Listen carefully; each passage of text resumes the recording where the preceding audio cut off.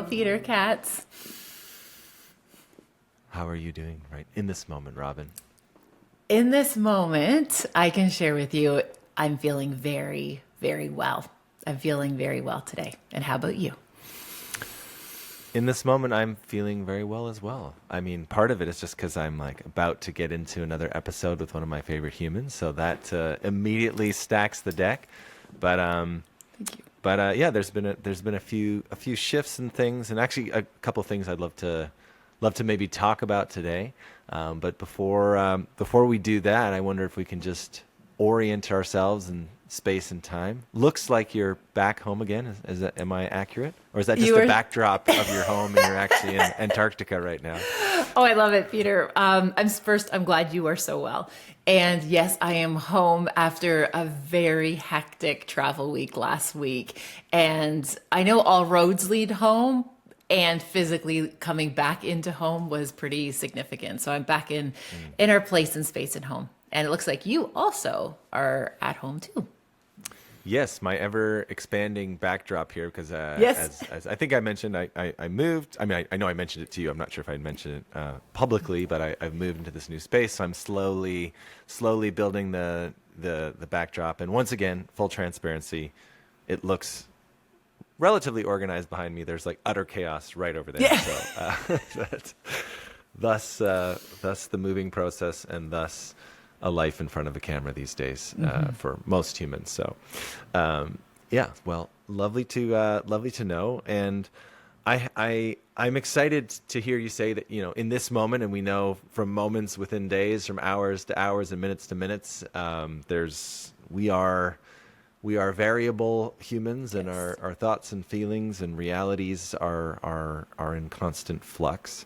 But I have a couple of things that I've been kind of reflecting on, or that I've kind of absorbed just in the last week, that have actually been really kind of helpful in my own well-being. And I'm curious if to hear about yours as well. Like if I Yeah. can sort of opening volley here, like what would you Yeah. say if you were to think about, okay, you're feeling like, hey, I'm in this good place right now in this moment. What would you say are some of the factors or the variables that have been contributing to that for you? Yeah, I appreciate that question. I think for the first one would be that knowing I was having such a wild week, or as you would say, a very full week last week, Peter. Lusciously full, yes. Lusciously full. I showed up for myself with just this deep sense of self-compassion, where I was just like, I will meet you wherever you need to be met today, self. I will show up however. If you want to have gummy bears for dinner, I will find you gummy bears. I literally just this kind of openness to just this is going to be a hard week on paper, just the schedule, 8 different flights, 5 different cities.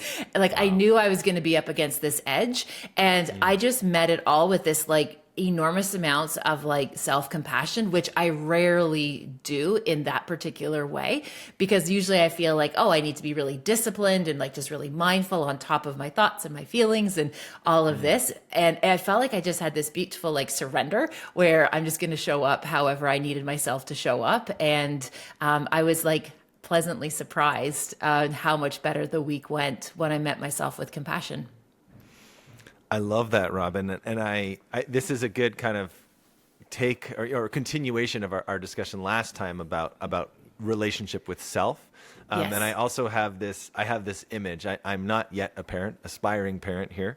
But the idea of my sister and her partner, generally there's not devices for their kids, other than in really select moments. But when they go, when they sometimes do this 8-hour car trip that they have to do, Yes. it's all bets are off. You get the iPad the whole time. And Yes. so just, the idea of the relationship with people's kids. And it's okay, Yes. look, our general values are this, we don't Yes. eat gummy bears for dinner, or we don't, Yeah. we're not on the iPad for 8 hours. However, in certain circumstances, we know that there's this moment in time, or I'm going to give myself this self-compassion because I'm rooted in those deeper values. Yes. I can allow myself the gummy bears for dinner or the iPad Yeah. on the car trip. So Yeah. I just had that visual. Yeah, Peter, and that's exactly what it felt like. Whereas it's like there's all of these like ought tos and should, and this like holding ourselves to this high standard, and then just kind of understanding that there's a season or a time when we can actually have a wee bit of like flexibility with that. The other piece too, just really briefly, I'll share with you that was like the actual like ingredient that actually made all of last week possible was actually music, and we talked. But I just got so into my playlists. Again, I was like in airports for like on one day I was in an airport for like 20 hours. And so just having these playlists. And my favorite part though is at the beginning of my journey last Tuesday morning that started at like 2:00 in the morning. I started with this like beautiful like piano concerto. It was like just this really grounding music. And I couldn't help but laugh because by Saturday morning, when I found out my flight was canceled, that was going to bring me home, I just noticed like my playlist involved to like 9 Inch Nails and Stone Temple Pilots and like Rage Against the Machine. But the best part is it was like these fond songs that I listened to in like my dark season of adolescence. So I listened to them and they're like this like familiar old friend for when I'm feeling angst and feeling just kind of a little bit off. But because I was listening to them like with just this like also this compassionate joy, it was just remarkable. And I'm actually going to screenshot the playlist that I ended the trip with, Peter, because it was quite a journey from where I started to ending with 9 Inch Nails. And there's some Our Lady Peace in there, some Bush. Right. Like it was like good 90s alternative brought me home the last leg of the journey. From Tchaikovsky to Trent Reznor. That's amazing. That's what you can call your playlist. I'll do that. I love it. Yeah. That's amazing. There is a time and place for Rage Against the Machine, and it is just amazing. So, so love it. I saw some. My friend told me about the concert, and I was looked for it on YouTube, but I'm shamefully blanking on the lead singer's name of Rage Against the Machine, but he had like a broken leg or something like that, and so he was performing in a chair.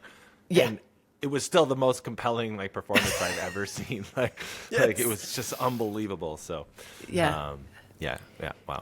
Now, Peter, my question goes back to you. What did you find was helpful for you to get to this place of being well, especially knowing that there are so many moving parts going around for you right now? Yeah, I mean, I've been looking for a bit of like this sort of island of stability. I sometimes, have helped some friends like put talks together, and I talk about this idea of like lily pads within your talk, or like these islands within your talk. Like you're stretching yourself, you're maybe doing something you don't do, but like, can you land on that story that you could just tell in your sleep? Yeah. You've told it before, people like it, and so I've been sort of looking for those like lily pads or those islands. And we have different categories in our lives, like our finances, our relationships, our and I felt like sort of like kind of unstable in so many places. But I had a couple things that really helped me ground. So one, I work with a mindfulness coach every week, and I love to sort of share some of the wisdom that she shares with me, just so it's kind of accessible to everybody. But one of the things that I've struggled with, and we may have talked about this before, was just experiencing joy, right? There's so many things in my life that I ought to feel joy about. I'm incredibly fortunate. I have this deeply meaningful work that I do, amazing experiences. Like I have a roof over my head and good food and all these things that I'm like, I can think about them, but there's which again I know is related to like you can't numb selectively, right? So if you're numbing pain, and then you're also numbing your joy and all these kind of things. And so she was sort of giving me an offering of like, how do you sort of start to nurture joy? And she reminded me that we don't find that in exterior things. Like we really, the source of it is internal. And so she gave me this super simple invitation, which I know is like a mindfulness practice, which was just to really focus in and find joy on the mundane. So, for example, like washing your hands, the warm water, this like lather of the soap, is it's actually it's really a pleasurable, joyful experience if you focus on it. We never focus Yes. on it. Folding your laundry, like freshly out of the dryer, and the feel of the fabric and the scent of it, and even just the satisfaction that your laundry's Yes. done. Or like the sipping on the coffee, or eating a bite of food, or even brushing your teeth is actually a really pleasurable experience. So she just gave me that invitation, and I really listened. I really took it to heart, and I just started focusing in on these tiny little moments. Yes. And I'm telling you, I've been doing it for the last like 10 days or so, and it really has, like, I could tear up right now. It just made such a difference in me just kind of feeling like okay, and feeling like, I can feel joyful about these different things, and it's kind of spilled over beyond the joy of the toothbrush, against my gums or whatever.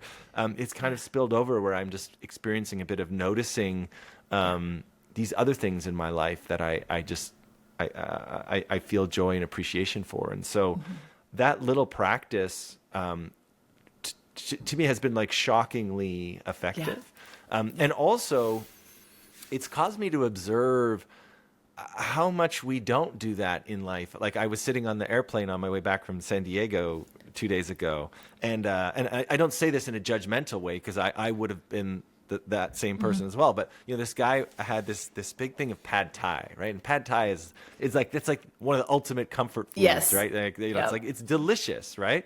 And he's watching a thing, and he's just like shoveling the pad thai, and like just like, and I was like, if you really focused in on how like salty, sweet, savory this pad thai was, like, he would get so much more out of it.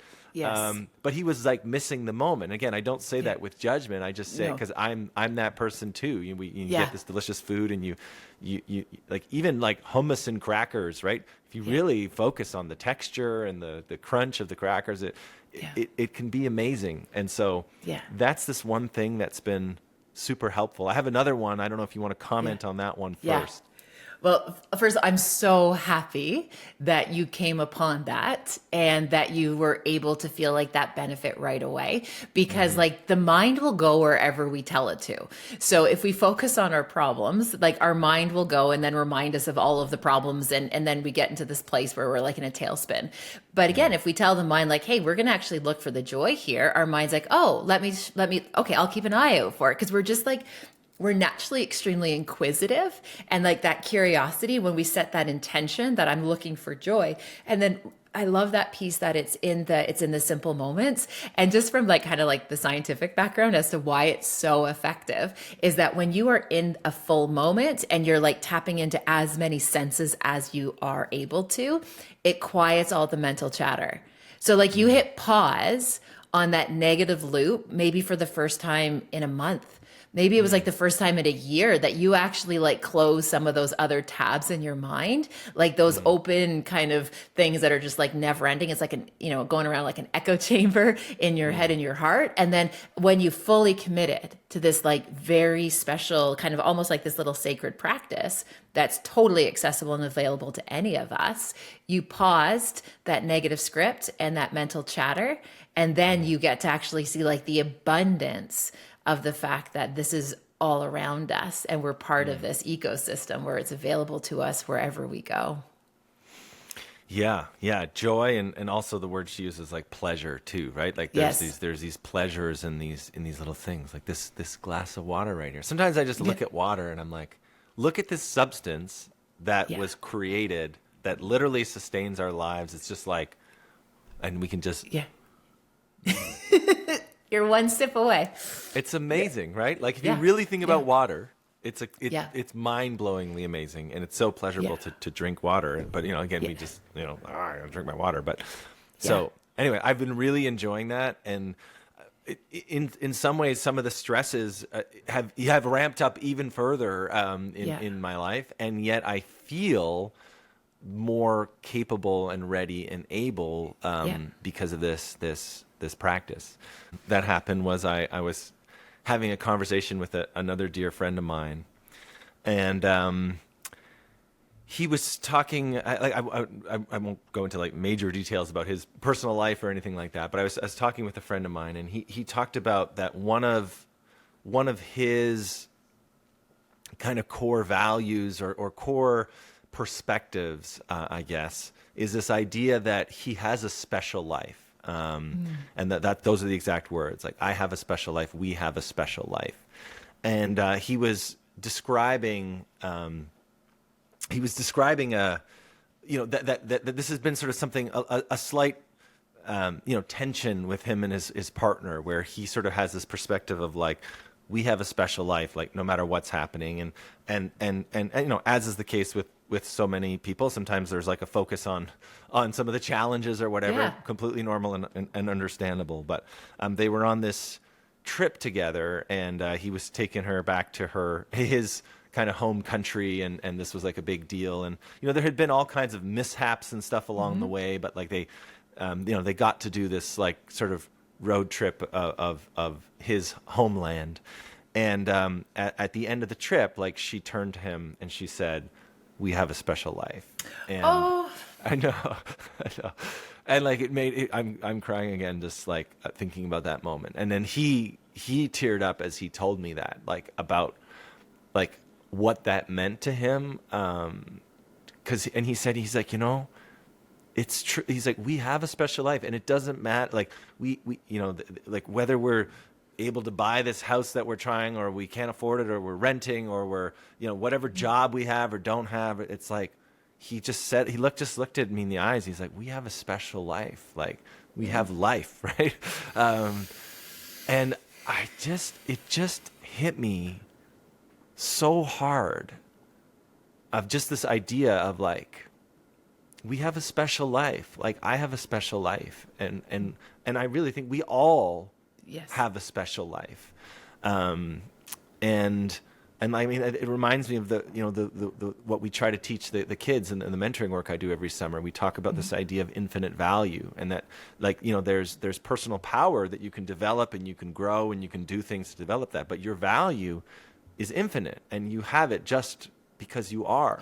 And so I just hit me so hard about this idea of like, I have a special life. And so I shared it with Tess, my partner. And so we've been saying that language, like all week, and just, at the beginning of the day, like saying like, hey, like, how are you going to make today special? Or like, or how, like, what was special about, like, just doing these like debriefs, or just focusing in a way. It's kind of like an extension of the brushing your teeth or folding your laundry or sipping the water, of just like noticing the specialness, and just feeling the specialness, no matter what might be happening or what might be going your way or not going your way. Just this deeper underlying sense of, it's special that we're here and that we're alive and that we get to do this. So I wanted to share that one. That is so, like, that just hits me all over in terms of just the, like, it's the simple, but it's so big because it's so universally true. And I marvel at just that sharing that your friend gifted you with by just that framing of how special this is. And again, we are so overscheduled. We're so busy. Like, there's just so much on all of our plates. And so often it's hard to like slow down enough to get that clarity. Yet when we do, it feels like the most authentic thing that we possibly could be doing, not only for our benefit, but also for like the benefit of the world.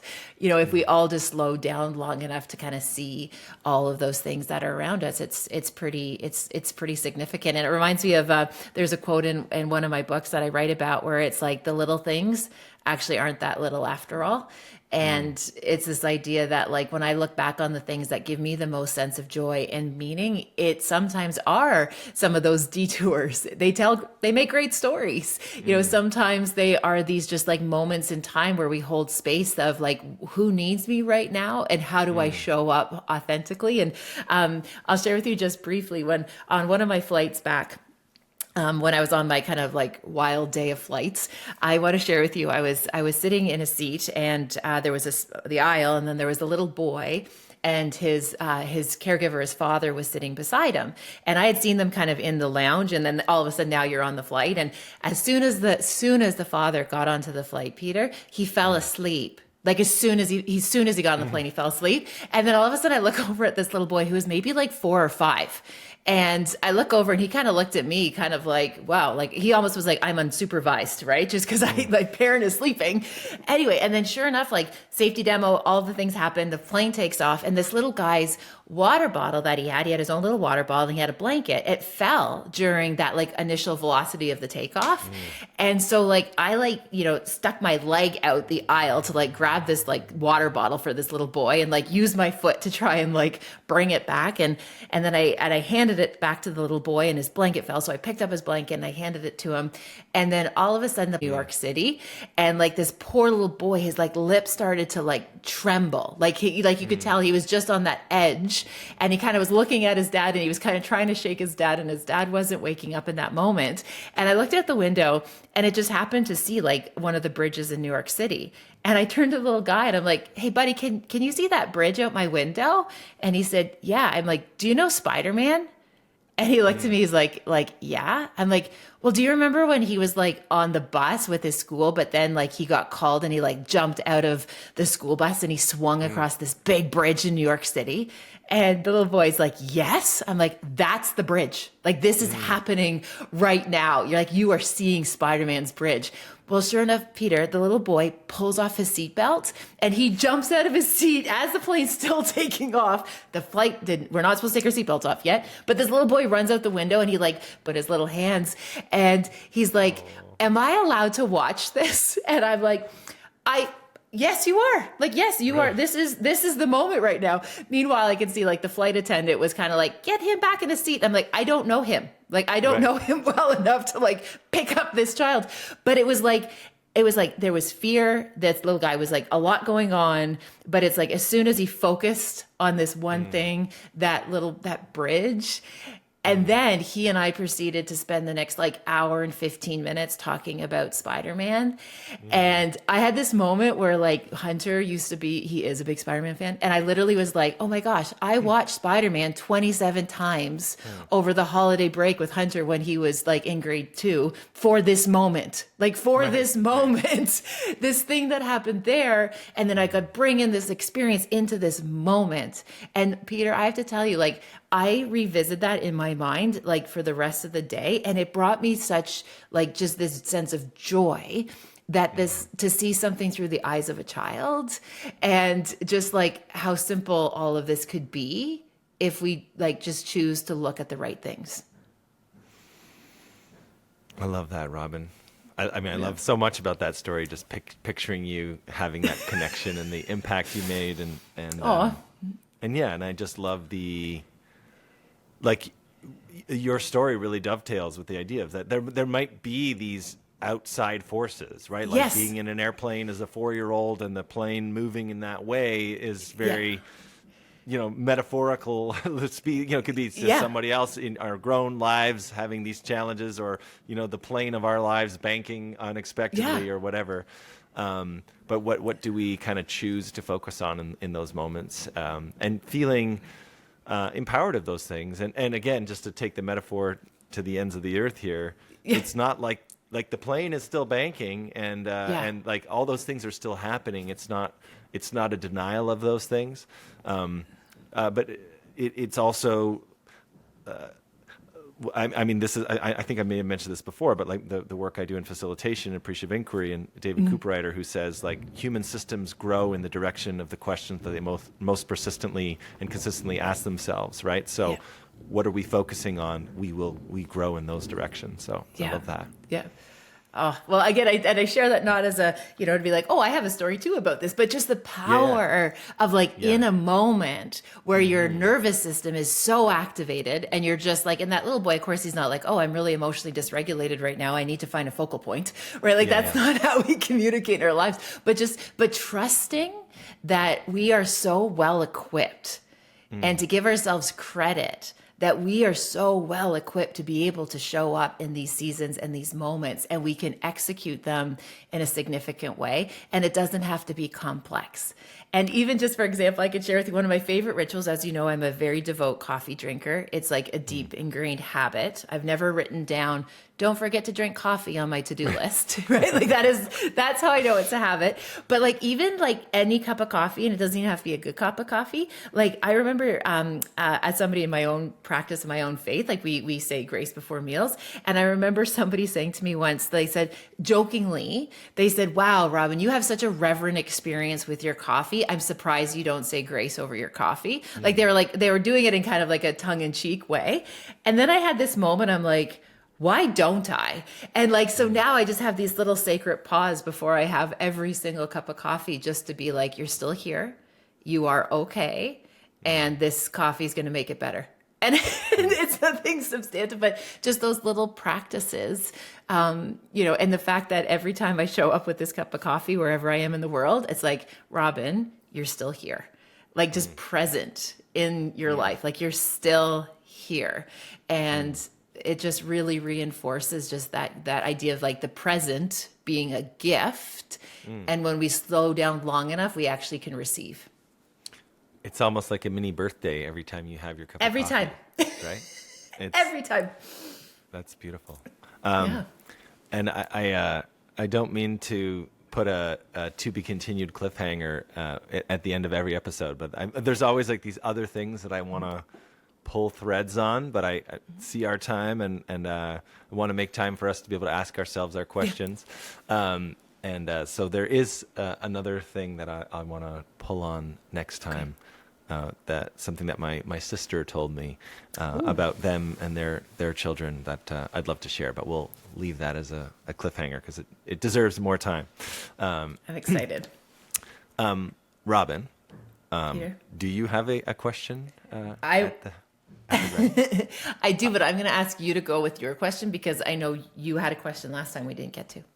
Okay, well, I don't actually remember what the question was last time, but I have a question inspired by today's conversation.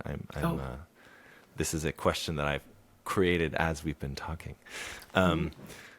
So, and in some ways, I don't know, it's not so much a trick question, but like based on what we talked about today, like you could say that there's like a choice to the question I'm about to ask you. But if you could choose, and perhaps you can, if you could choose the first thought that you had every morning for the rest of your life, if you could like dictate what that was, what would those words be? Thank you. Thank you. I don't even have to think on that one. One of my practices that I do, and I can't even recall where I heard, I might even think it was maybe on like one of Oprah's Super Soul Sundays. I remember somebody she interviewed said, as soon as they hit the state of consciousness, like, so, when you're kind of waking up and then all of a sudden you realize you're waking up and then you become conscious to the fact that you're waking up. They said, let the first words be thank you. And that is something that I adopted so many years ago. And as soon as I hit consciousness, when I wake up, I start with thank you. It's just because it's all a gift. Like we are so fortunate in so many ways. So. That's beautiful. Made me cry. Oh, and I want to mirror that question back to you because it's a beautiful question, Peter. What would you place there on the top of your mind when you woke up? It would be that. I mean that hit me. That hit me right in the jugular as you said it, because it really just dovetails with what we've been talking about today of like I have a special life and thank you, or like every little moment, drinking a little beverage or washing my hands or folding laundry or like whatever, breathing air. I mean, I often, I've shared this before about walking and how I had this sort of pretty catastrophic injury which made it so I couldn't walk for a year, and so those moments where I just am moved to tears because I can walk, and I acknowledge that there's people listening to this that cannot, and I understand that feeling in a way that what a gift it is, and I recognize that I still was able to do other things. But yeah, I think that would be it. And in full transparency, I don't have that thought every morning. And so, but maybe I will starting tomorrow, thanks to this conversation. So. Oh, Peter, I feel that. And I can share with you how I've made it how I've personalized it is I say thank you 3 times. And I believe good things come in 3s. And I just think everyone thought good things come in 3s. And somebody actually recently corrected me and they're like, no, bad things come in 3s, Robyne. That's the expression. And I'm like, Are you kidding? And I don't know if it's my, the fact that I have 3 children or if it's like background in basketball and 3s are the golden ticket or what, but I just assumed all good things come in 3s. And so now, since in the last wee while, I've adopted the thank you 3 times, and I just say it, thank you, thank you, thank you. And my invitation is for other people to find something that speaks to them and make it their own. Yeah, maybe mine will be, I have a special life. Those will be the words. I love that. Okay, well, Robyne, as always, such a pleasure getting to connect with you. I cherish our time together, and to all of you that made it to the end, we hope that this episode can be of service to you and that you can be enjoying some of your special lives out there. Thank you very much.